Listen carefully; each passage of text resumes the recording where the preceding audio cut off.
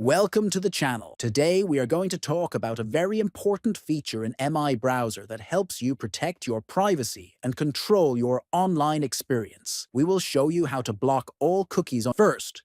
Unlock your phone and open the MI Browser.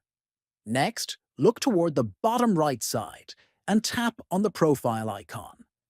Then, observe at the top right corner where you will find the settings icon.